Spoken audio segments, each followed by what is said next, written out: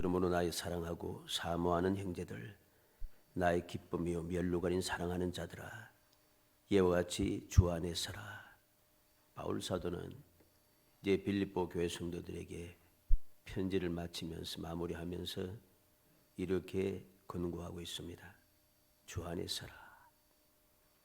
여기서 서라고 하는 이 말은 굳게 서라 또는 진실되게 서라 그런 의미가 됩니다.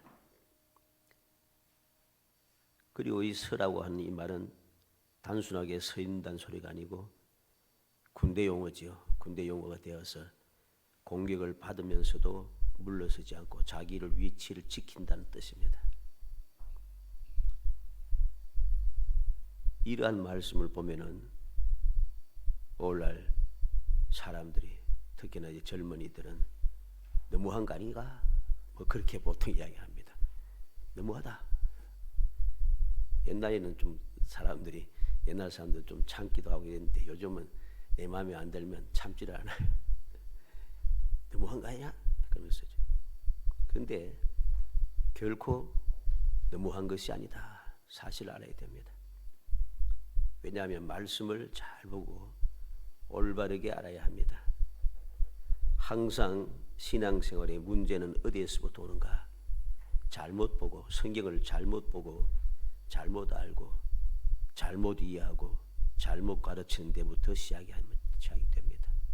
모든 이단들, 시험에 빠진 자들, 교회를 욕하는 자들, 여러 가지 모든 좋지 않는 안티들, 이 모든 사람들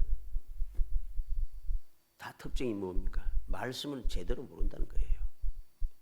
말씀을 제대로 읽고 제대로 이해하고 제대로 행동해야 되는데 그렇지 않다는 겁니다. 똑바로 보지 않고 행동하니까 이상한 소리들만 하고 또 정신 차리지 않고 말씀을 제대로 읽으면서 기도 생활하고 신앙생활을 제대로 하지 않으면은 그 사람들이 말하는 게 그럴듯해요. 정말 그런데? 그래서 많은 사람들이 특히나 젊은이들이 믿음에서 떠나가는 이유가 굉장히 많습니다. 경우가. 왜? 그들의 말을 들어보니까 맞다는 거죠. 내가 생각해도 그렇다는 겁니다. 정신을 차려야 합니다.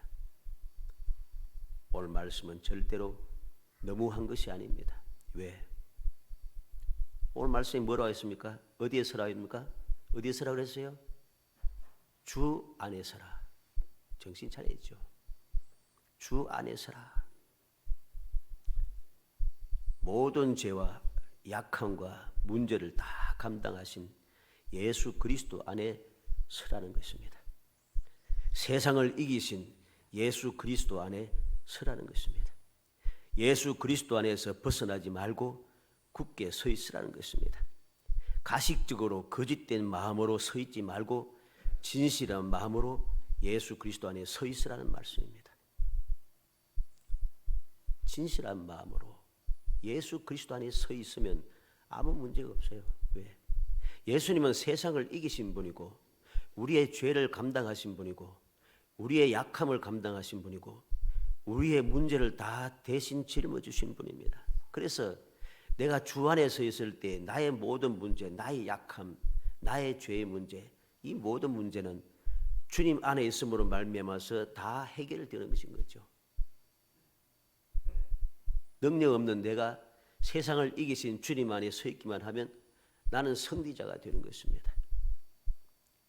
이러한 사실을 깨닫지 못하고 자꾸만 서라. 공격을 받아도 위치를 지켜라. 결사가오를 가지고 이러니까 너무하다. 자꾸 이렇게 이야기하는 거죠. 말씀 우리가 항상 똑바르게 보고 올바르게 깨달아야 됩니다. 주 안에 서라.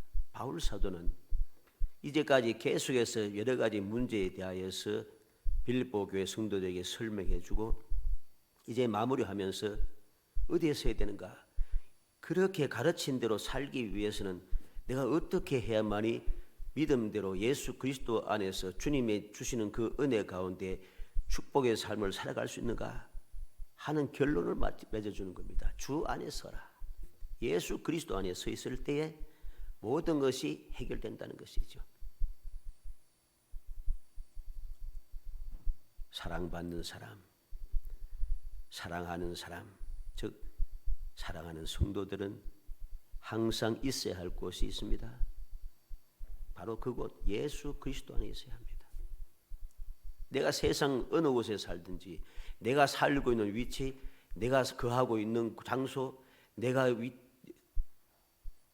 근무하고 있는 그러한 회사, 내가 다니는 학교, 내가 거처하는 그 지역 상관없습니다. 어디에 있든지 나는 예수 그리스도 안에 있어야 합니다. 그것이 그렇게 누가 봐도 보여져야 하는 거죠. 모든 사람들이 볼 때에 저 사람은 예수 안에 있는 사람이구나. 저 사람은 예수쟁이구나. 저 사람은 진짜 예수 믿는 사람이구나. 그런 모습이 보여져야 합니다. 내가 있어야 할 위치가 어디인지 모르고 엉뚱한 데 서서 엉뚱한 소리 하면서 엉뚱한 행동하고 하나님의 영광을 가리면서 헛소리하고 돌아다니면서 주 안에 섰다고 이야기하는 것은 너무나도 망령된 일입니다. 그러한 자들 우리는 오늘날 얼마나 많이 봅니까? 보면서 그대 말과 행동을 보면서 삶을 보면서 짜증이 납니다. 시험에 듭니다. 많은 사람들이 시험에 들어서 믿음에서 떠나갑니다. 복음의 문을 가로막습니다. 하나님의 존귀하신 이름을 더럽힙니다. 예수 그리스도의 거룩하신 이름을 조롱받게 만듭니다. 우리는 정신 차리고 또 차려야 됩니다. 지금 내가 어디에 있는가? 내가 살고 있는 곳, 내가 있는 직장, 내가 하고 있는 사업, 내가 살고 있는 그 위치, 지역, 이걸 말하는 게 아닙니다. 내가 어디에 있어도 누가 봐도 저 사람은 예수 안에 있는 사람이구나. 예수를 닮은 사람이구나. 그렇게 인정이 되어야 되는 것이죠. 오늘 사랑하는 자 9번째. 사랑하는 자는 어디에 있어야 되는가? 주 안에서 서는 것이 무엇인지, 그리고 주 안에 서지 않는 것이 또 무엇인지, 왜 주 안에 서야 하는지 우리가 말씀을 통해서 살펴보고 2023년도도 여러 가지 힘들고 어려움이 많다고 끊임없이 주장하고 우리를 힘들게 하는 소식이 많은데 그러한 중에도 주 안에 서서 나의 모든 것을 감당하시고 나를 이기게 하시고 나에게 소망을 주시고 나의 필요를 채워주시고 나를 보호하여 평안하게 하시고 나를 선한 길로 이끌어 주시며 우리에게 소망의 즐거움을 주시는 예수 그리스도 안에서 정말 행복함이 샘솟아나는 아름다운 신앙생활하는 성도들이 되시기를 주의 이름으로 축복합니다. 먼저 주 안에 서는 것이 무엇인가 알아야 됩니다. 예수 안에 사는 것이 무엇인가? 빌립보 3장 17절에 형제들아 너희는 함께 나를 본받으라. 그리고 너희가 우리를 본받은 것처럼 그와 같이 행하는 자들을 눈여겨보라. 나를 본받으라. 우리가 예수 안에 사는 것이 무엇인지 예수 안에 살아라. 예수 안에 살아라. 주님을 사랑하면 내 안에 거하고 우리가 너희 안에 거하고 아무리 설명해도 이해가 잘 안 되는 거예요. 근데 바울 사도는 이야기합니다. 나를 본받아라. 내가 사는 것처럼 이렇게 살면 이게 바로 예수 안에 사는 것이다. 바울 사도는 어떻게 살았습니까? 그는 예수를 모를 때, 예수를 대적할 때는 어떻게 살았습니까? 죄 없는 사람을 해치면서 살기 등등하여서 악을 행하면서 못된 짓을 하면서 사람을 죽이면서도 죄인 줄 모르고 살아갔습니다. 바울 사도가 예수 만나기 전에 행했던 모든 일들은 율법에 다 어긋난 짓이에요. 하나님께서 주신 그 말씀에 다 어긋난 짓만 하고 있었어요. 그런데 바울은 그걸 몰랐어요. 왜? 주 밖에 있었기 때문이죠. 바울 사도가 죄 없는 사람, 예수 믿는 사람을 잡아 죽이고 감옥에 가두고 해치고 하는 이것이 성경 말씀이 어디에도 없는 말씀이에요. 그렇게 하라고 한 말씀이 구약에도 없습니다. 유대인들이 그렇게 주장한 율법에도 그런 내용이 전혀 없어요. 간혹 가다가 요즘은 그런 일이 거의 없습니다만은 옛날에는 지도자들이 또는 그 교사들이 또 여러 가지로 이제 특히 군대 같은 데라다 이렇게 보면 지도자들이 높은 사람이 종교를 무슨 종교를 가졌냐에 따라서 달라집니다.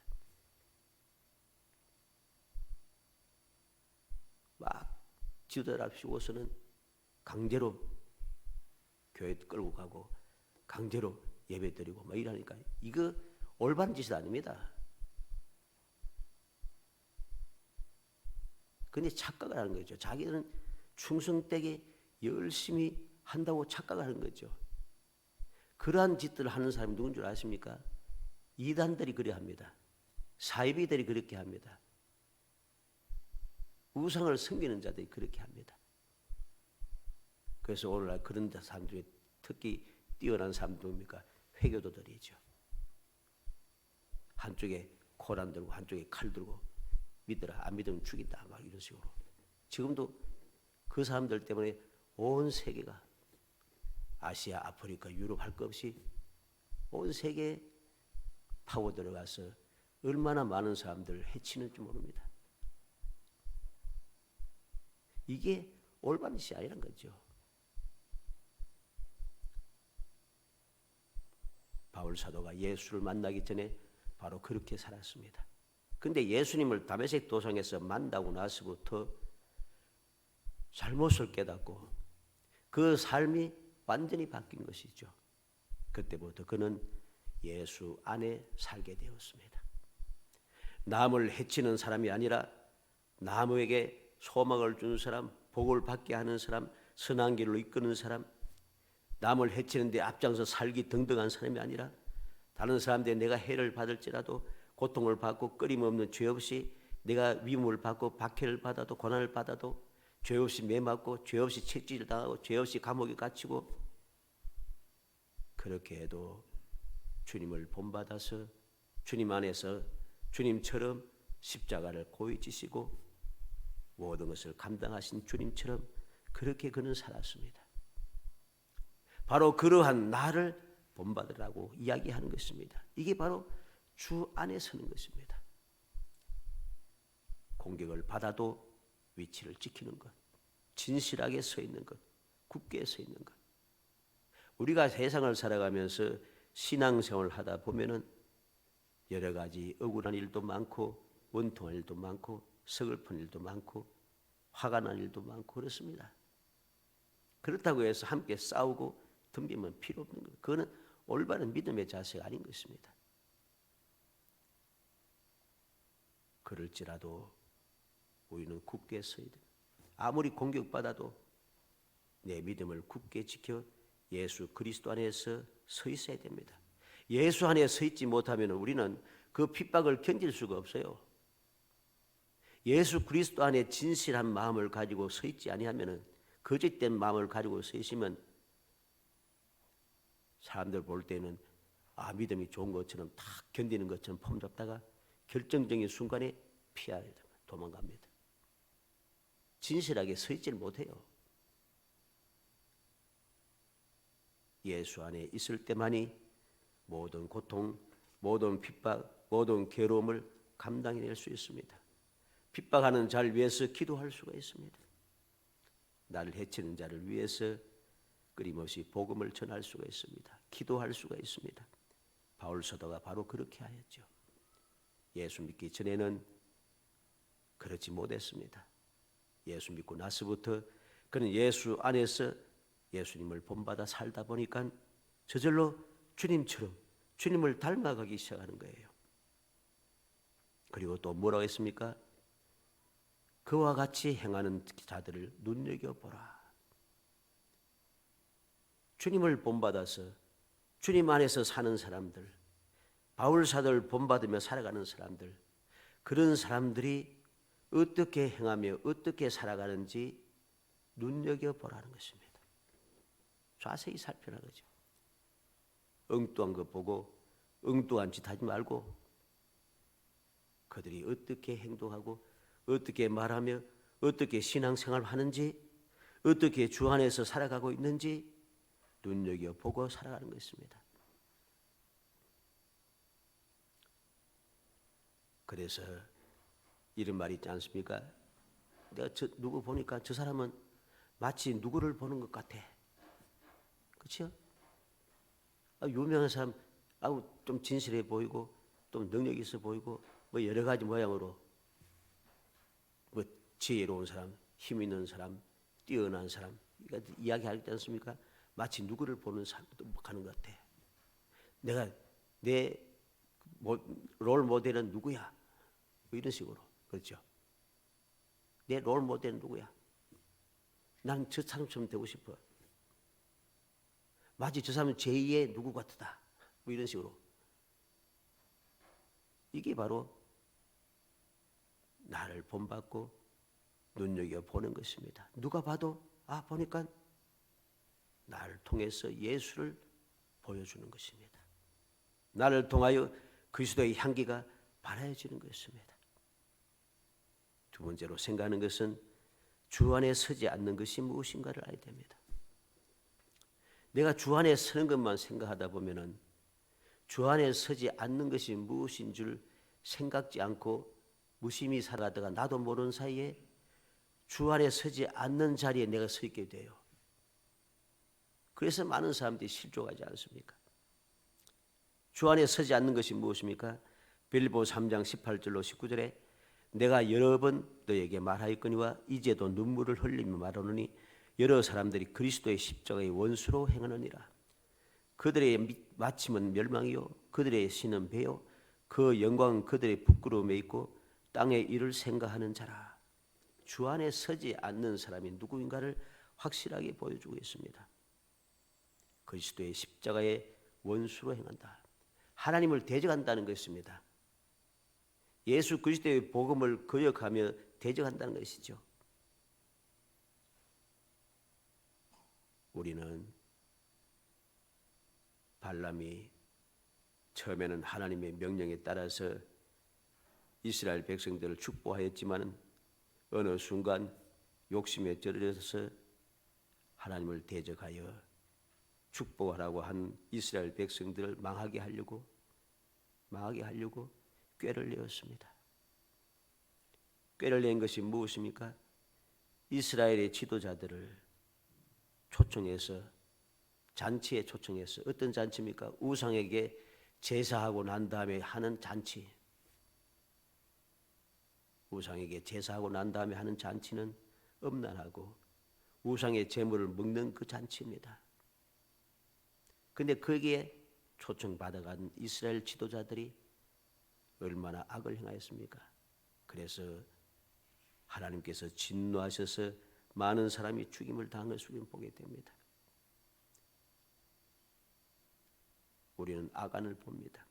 하나님께서 명하신 말씀을 불순종하여 자기의 욕심을 채워서 했다가 많은 동족들을 죽음에 이르게 했습니다. 마음이 녹아서 물같이 되게 만들었습니다. 우리는 가룟 유다를 봅니다. 그런 주 안에 서 있지 못하고 물질에 서 있고 세상의 명예에 서 있다가 결국은 주님을 대적하는 삶을 살고 결국은 스스로 죽음을 취할 수밖에 없게 되었습니다. 이들이 어떤 사람입니까? 그들의 마침은 멸망이라 했습니다. 우리가 주 안에 서지 않고 대적하며 살아가는 사람들의 멸망 그 끝이 어떻습니까? 항상 멸망입니다. 그 결말이 좋지 않아요. 항상. 지금 잠시 잠깐 잘 되는 것 같고 폼 나는 것 같고 대단한 것 같은데 그 사람이 옳은 것 같은데 어느 순간 보면은 비참하기 짝이 없습니다. 멸망이란 거죠. 그들의 신은 배요. 그들은 왜 그렇게 하는가? 그들이 섬기는 신은 바로 배. 쉽게 말해서 내 배를 채운다는 소리입니다. 나의 이익을 위해 살아간다는 소리입니다. 그래서 이렇게 하나님을 대적하는 자들, 이단들이라든가 거짓된 사도들이라든가 거짓된 자들 보면 어떠하십니까? 하나님을 믿지 않으면서 믿는 것처럼 교회에서 온갖 해악을 끼치는 자들의 특징이 무엇입니까? 그들은 세상의 재물에 빠져 있습니다. 세상의 재물, 내 이익을 위해서 그들은 살아갑니다. 그리고 그들의 영광은 그들의 부끄러움에 있고, 그들이 영광스럽다고 생각했던 것이 결국은 부끄러움이 된다는 거죠. 그래서 얼마나 많은 사람들이 영광스럽게 폼나게 출세했다고 자랑스럽게 살다가 급전치가 떨어져서 온갖 수치와 수욕을 당하고 부끄러움에 빠져서 어찌할 바를 모르는 그러한 경우들. 혼자 부끄럽습니까? 주위의 식구들까지 다 부끄럽게 만들어 버립니다. 또 땅의 일을 생각하는 자라. 그들은 이 세상이 끝나고 저 천국의 영원한 삶에 대해서는 전혀 생각지 않아요. 어떻게 알고, 죽고 난 뒤에 어떻게 된 줄 알고, 우선 이 세상에서 잘 먹고 잘 살고 폼나게 살아야지, 이 세상만 생각한다는 것이죠. 그러니까 이 세상만 생각하고 저 세상을 전혀 생각지 않고 믿지 않으니까 그렇게 엉망진창으로 살아가는 거죠. 이들은 주 안에 서 있는 사람이 아니라는 것입니다. 자기 배만 위하고 남은 어떻게 되든지 전혀 상관치 않습니다. 예레미야 27장 10절에 그들은 너희에게 거짓을 예언하여 너희로 너희 땅에서 멀리 떠나게 하며 또 나로 너희를 몰아내게 하며 너희를 멸하게 하느니라. 하나님께서 너무 답답하셔서 예레미야 선지자를 통해서 말씀합니다. 너에게 좋은 소리만 하는 그 선지자들은 거짓되다는 거죠. 그들의 거짓말을 함으로 말미암아 어떻게 되었는가? 유다 백성들이 멸망을 당하고 이 땅에서 뽑혀나서 바빌론으로 포로로 잡혀가게 만들고, 하나님께서 진노하셔서 재앙을 그들이 내리셔서 몰아내게 만들고, 자기 이익만 위해서 자기만 좋으면 되니까 모든 백성들이 막 화를 당하든 나라가 망하든 말든 상관없어요. 그냥 나만 잘 먹고 잘 살고 폼나게 살고 된다는 거죠. 오늘날에 이러한 사람들이 이 세상에 가득 차 있습니다. 에스겔서 13장 19절에 너희가 두 엉큼 보리와 두어 조각 떡을 위하여 나를 내 백성 가운데서 욕되게 하여 거짓말을 지어서 죽지 아니할 영혼을 죽이고 살지 못할 영혼을 살리는도다. 이 거짓된 자들이 자기 이익을 위해서 죄 없는 사람들을 죄에 있다고 해서 멸망시키고, 죄에 있어서 멸망받을 자들을 죄 없다고 해서 살려서 돌이키지 못하게 한다는 것이죠. 얼마나 사람들이 악한지 악당들을 옳다고 주장하면서 그들 좁는 사람들이 이 세상에 얼마나 또 많습니까? 정신없이 누가 봐도 악당인데 그 악당이 어렵다고 주장하면서 그들 돕기 바쁘고 끊임없이 앞장서 싸우고 얀납니다. 우리는 정신을 차려야 하는 거죠. 마태복음 7장 15절에 거짓 선지자들을 삼가라. 양의 옷을 입고 너희에게 나오나 속에는 노략질하는 일이라. 겉모습만 보고 판단해서는 안 된다는 것입니다. 주님께서 우리에게 경고하신 말씀을 기해야 됩니다. 하나님께서 예레미야 선지자를 통해서 에스겔 선지자를 통해서 경고하신 말씀을 우리는 기억해야 됩니다. 사람이 말한 이야기가 아니에요. 이거는 하나님께서 친히 말씀하신 것이죠. 마지막 세 번째로 우리가 왜 주 안에 서야 하는지 이유를 알아야 되겠습니다. 빌립보 3장 20절 21절에 그러나 우리의 시민권은 하늘에 있는지라 거기로부터 구원하는 자 곧 주 예수 그리스도를 기다리노니 그는 만물을 자기에게 복종하게 하실 수 있는 자의 역사로 우리의 낮은 몸을 자기의 영광의 몸의 형체와 같이 변하게 하시리라. 왜 내가 주 안에 서 있어야 하는지 분명합니다. 우리의 시민권은 하늘에 있는지라. 나의 시민권이 하늘에 있어요. 주님께서 계신 그곳이 나의 시민권, 내가 있어야 할 곳이라는 소리입니다. 시민권 하면 어떻습니까? 시민권에 대해서 사람들은 뭐 다른 사람들은 모였습니다. 우리나라 사람들은 뭐 다 그렇진 않겠죠. 뭐 미국 시민권 취득하면은 막 좋아서 어쩔 줄은 모릅니다. 그리고 미국 시민권 가졌다고 얼마나 기고만장하게 행동하면서 어떻게 노는지 모릅니다. 미국의 시민권 가졌다고 그렇게 폼 잡고 있다는 것이죠. 그런데 하늘의 시민권을 가진 믿음의 사람들은 왜 그렇게 당당하지 못한지, 왜 비굴하게 살아가는지 모릅니다. 천국의 시민권을 가진 사람답게 우리는 당당해야 되지 않습니까? 하나님의 자녀답게 우리는 당당해야 되지 않습니까? 세상의 사람들은 잠깐 있다가 사라지는 것 자기 것도 아니면서도 그렇게 당당하게 세상 말로 갑질하면서 온갖 폐악을 지르면서 살아가는데 그게 좋은 건 아니죠. 그런데 믿음의 사람, 하나님의 자녀가 된 사람, 천국의 시민권을 가진 사람은 이걸 자랑스러워하지 않아요. 자랑스러워하지 않으니까 천국의 시민처럼 살아가지 않고 하나님의 자녀처럼 살아가지 않는 것이죠. 시민권인 것이 시민권이 얼마나 대단한지 우리 알아야 됩니다. 사도행전 22장 25절로 29절에 보면 가죽줄로 바울을 매니 바울이 곁에 서는 백부장들을 이르되 너희가 로마 사람 된 자를 죄도 정치 아니하고 책지질할 수 있느냐 하니 백부장이 듣고 가서 천부장에게 전하여 이르 가로되 어찌하려 하느뇨 이는 로마 사람이라 하니 천부장이 와서 바울에게 말하되 내가 로마 사람이냐 내게 말하라 가로되 그러하다. 천부장이 대답하되 나는 돈을 많이 들여 이 시민권을 얻느노라. 바울이 가로되 나는 나면서부터 로마라 나면서부터로라 하니 신문하려던 사람들이 곧 그에게서 물러가고 천부장도 그가 로마 사람인 줄 알고 또 그 결박한 것을 인하여 두려워하니라. 로마의 시민권을 가졌다고 하는 이거 한 가지 때문에 백부장도 천부장도 두려워합니다. 천부장이 이야기합니다. 나는 돈을 많이 들여서 로마 시민권을 얻었다. 바울 사도는 이야기합니다. 나는 나면서부터다. 이 당시에 시민권 가는 것이 이렇게 놀라운 것이었습니다.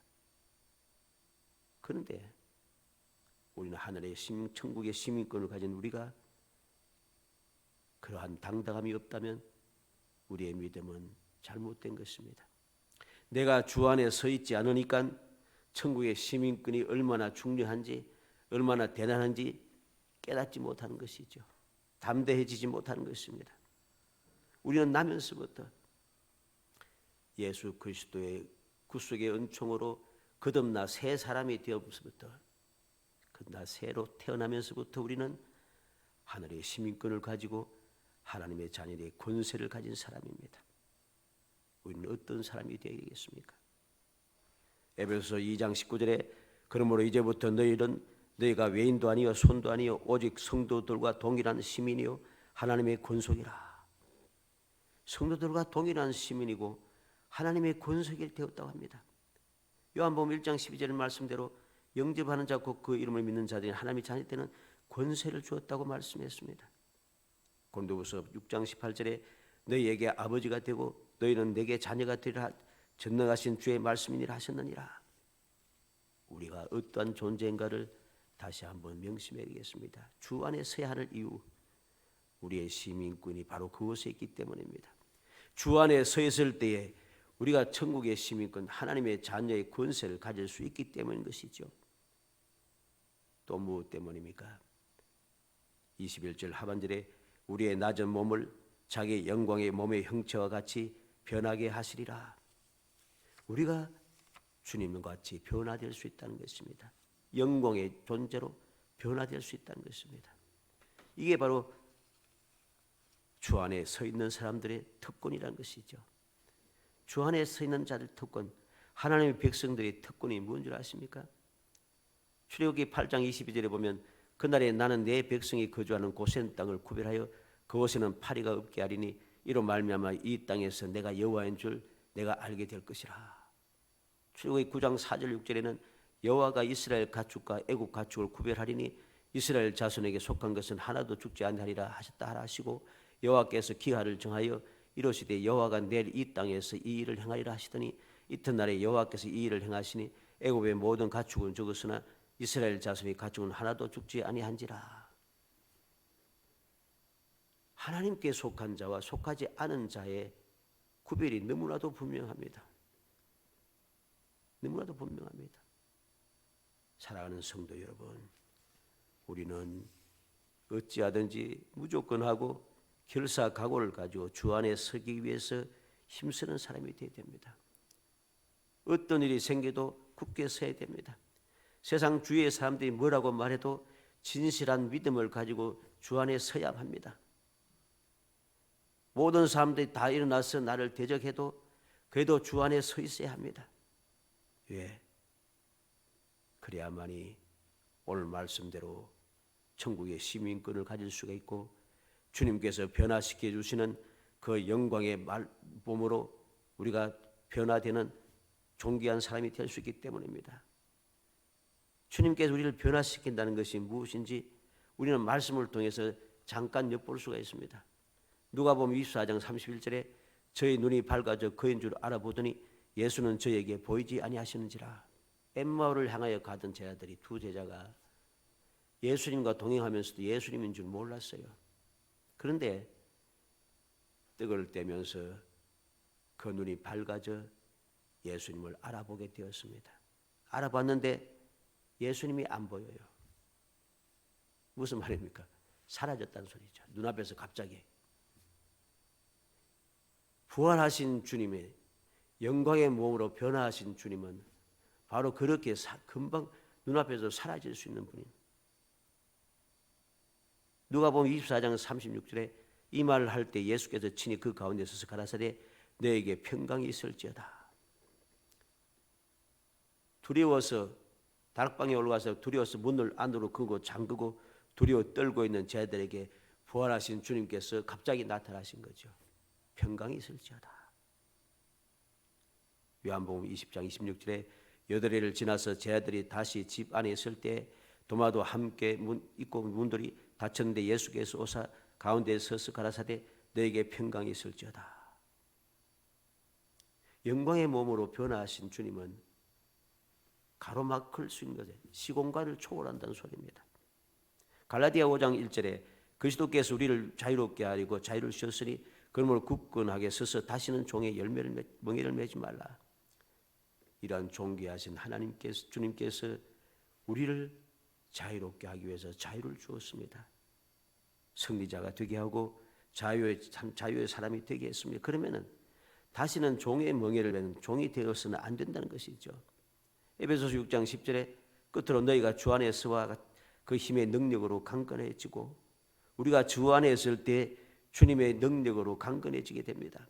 에베소서 6장 10절에 끝으로 너희가 주 안에서와 데살로니가전서 3장 8절에 그러므로 너희가 주 안에서 굳게 선즉 우리가 이제는 살리라. 내가 주 안에 굳게 서면은 주님께서 우리를 변화시켜서 우리에게 영원한 생명을 허락하시는 거죠. 디모데후서 2장 1절에 내 아들아 그러므로 너는 그리스도 예수 안에 있는 은혜 가운데 강하고 그렇습니다. 예수 안에 설 때 우리는 강하여진다는 것입니다.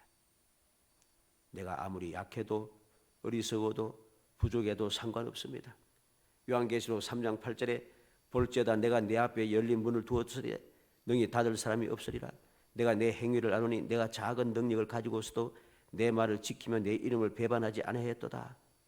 예수님께서 빌라델비아 교회 성도들에게 편지를 써서 그들에게 보고 그들을 칭찬하십니다.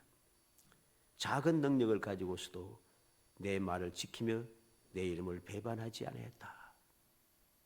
믿음이 대단하지 않아요. 능력이 대단하지 않아요. 그래도 빌라델비아 교회 교인들은 능력도 부족하고 믿음도 대단하지 못하지만 그래도 예수 안에서 살았어요. 그게 뭡니까? 내 말을 지키며 예수님의 말씀대로 살았다는 것입니다. 내 이름을 배반하지 아니했도다. 주님 앞에 주님 안에서 주님을 믿는 믿음 가운데 서서 진실하게 살았다는 것입니다. 그래서 요한계시록 3장 10절에 내가 나의 인내의 말씀을 지켰은즉 내가 또한 너를 지켜 시험의 때를 면하게 하리니 이는 장차 온 세상에 임하여 땅에 거하는 자들 시험할 때라. 인내의 말씀을 지켰은즉 또한 너를 지켜 시험의 때를 면하게 하리니. 예수 안에 살으니까 주님께서 시험의 때도 면하게 해주신답니다. 요한계시록 3장 12절에는 이기는 자는 내 하나님 성전의 기둥이 되게 하리니 그가 결단코 다시 나가지 아니하리라. 내가 하나님의 이름과 하나님의 성 곧 하늘에서 내 하나님께로부터 내려오는 새 예루살렘의 이름과 나의 새 이름을 그 위에 기록하리라. 믿음을 지키고 주 안에서 끝까지 살아가는 사람들에게 주시는 축복이 무엇입니까? 하나님 성전의 기둥이 되게 하리니 결코 다시 나가지 아니하리라. 성전의 기둥이 되어서 이제 나갈 필요가 없습니다. 이 빌라델비아 교회 지역에는, 이 지역에는 지진이 많아요. 그래서 지진이 나면 다 무너진다는 거죠. 그래서 간혹가다 우리는 그리스도 지역, 우리가 그 헬라 지역의 옛날 건축물도 보면 어떻습니까? 기둥만 서 있는 게 많아요. 기둥만 서 있어요. 다른 건 다 무너지는데 기둥만 서 있는 거죠. 그래서 주님께서 이 말씀을 하실 때 빌라델비아 교인들이 이해할 수 있다는 거죠. 지진이 나서 흔들려도 무너지지 않는 기둥처럼 하나님께서 성전 기둥이 되게 해주시겠다. 어떤 기둥입니까? 하나님의 이름과 하나님의 이름을 그 기둥의 기록에 놨으니까.